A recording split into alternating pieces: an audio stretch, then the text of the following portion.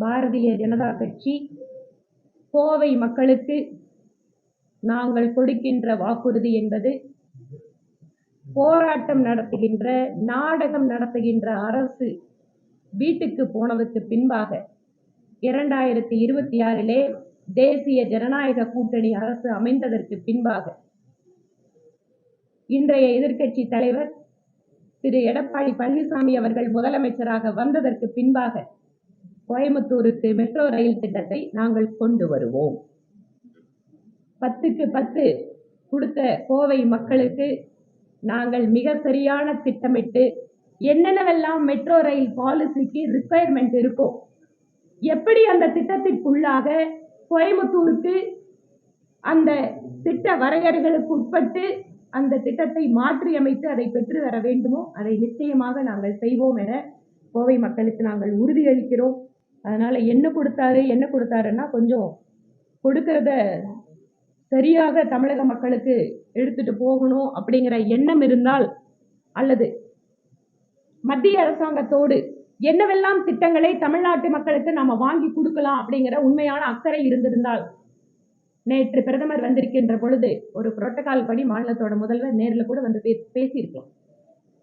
Election நெருங்கிட்டு இருக்கு, திருப்பியும் மோடி அவர்களுக்கு எதிராக நாம தமிழ்நாட்டு மக்களை திசை திருப்பலாம் அப்படிங்கிற டிராமாவுக்காக திமுக அரசு இந்த மெட்ரோ ரயில் திட்ட விவகாரத்தில் இரட்டை வேடம் போட்டுக் கொண்டிருக்கிறார்கள்.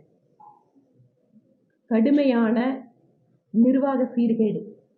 இன்று காலையில் கூட ஜிஹெச்ல ஒரு ஸ்கூல் கேர்ள் இறந்திருக்கு. பள்ளி கல்வித்துறையில கல்வியில் சிறந்த தமிழ்நாடு அப்படின்னு கூட்டம் நடத்துறாங்க, தங்களுக்கு தாங்களே பாராட்டு தெரிவிச்சிருக்காங்க.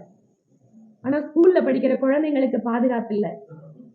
ஸ்கூல்ல படிக்கிற குழந்தைங்களுக்கு இருக்கக்கூடிய மன அழுத்தம், அங்கு ஆசிரியர்கள் பற்றாக்குறை, இன்ஃப்ராஸ்ட்ரக்சர்ல இருக்கக்கூடிய கடுமையான குறைபாடுகள், இவற்றையெல்லாம் மறைக்கிறதுக்காக நல்ல பெரிய ஹால், ஏசி ஹால் எடுத்து சினிமாக்காரங்களெல்லாம் கூப்பிட்டு கல்வியில் சிறந்த தமிழ்நாடுன்னு டிராமா போட்டிருக்காங்க.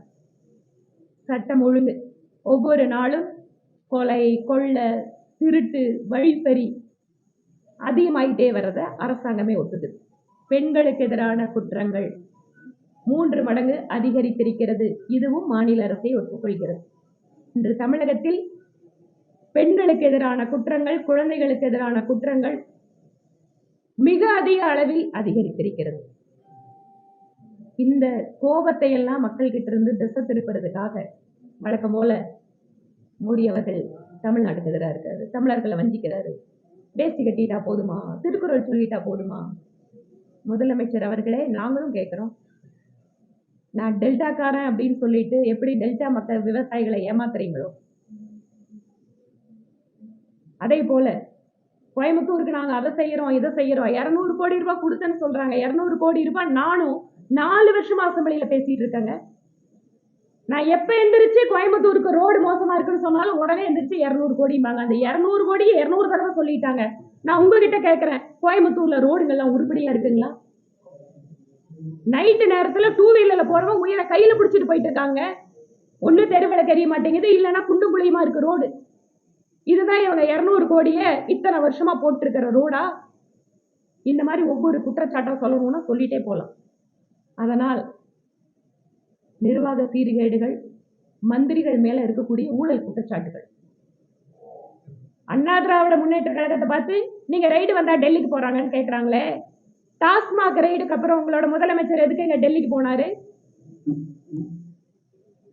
உங்களோட மினிஸ்டர்ஸ் மேல என்போர்ஸ்மெண்ட் டைரக்டரேட் குற்ற பத்திரிக்கை கொடுக்கறாங்க, உங்களுடைய பதில் என்ன? இதுதான் நீங்க ஊழல் இல்லாம நேர்மையா அரசாங்கத்தை நடத்துற விதமா?